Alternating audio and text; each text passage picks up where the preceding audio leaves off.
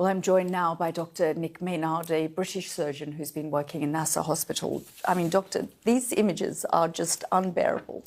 They really are. And you were there for 4 weeks. You recognise some of these children. Yeah, I'm.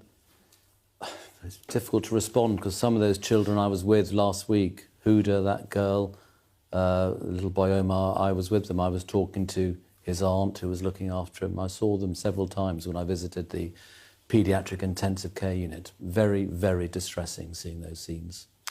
Just talk us through what we're hearing from Israeli officials when they say they don't identify famine. What have you seen? Famine. I mean, I've seen profound malnutrition. This is my third visit to Gaza since October the 7th, 2023. On my previous visits, I've called this out. When I've got back, I said, listen, there is severe malnutrition there. It's going to get worse. It is appalling now. I've seen many people die of malnutrition. As I said, I'd visited the paediatric intensive care unit a lot because I had a child I'd operated on there who was on intensive care for a lot of the time I was there. I saw those children. I saw children who then died.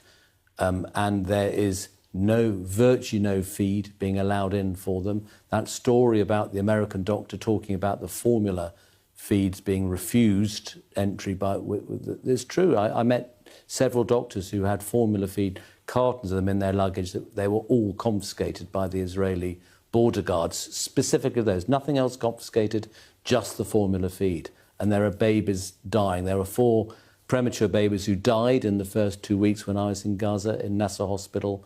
And there'll be many, many more deaths unless the Israelis allow proper food to get in there and nutrition. And these reports that many of these patients are being kept alive with sugar and water, is that what you were doing as well? Yeah, well, so the first week I was there, I visited the paediatric unit, and there were, I think, virtually all the children on the paediatric intensive care unit then were being fed with 10% dextrose, which, as you say, is sugar water. There's no nutritional value at all.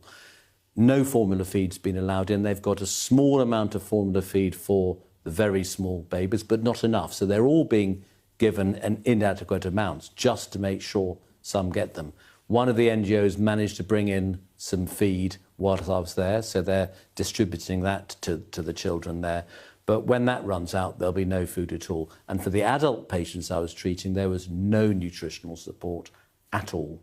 You're at Nasser Hospital, and we know that many of these hospitals, Nasser, for example, is one of the last remaining. We just want to show our viewers the images that you captured from the hospital where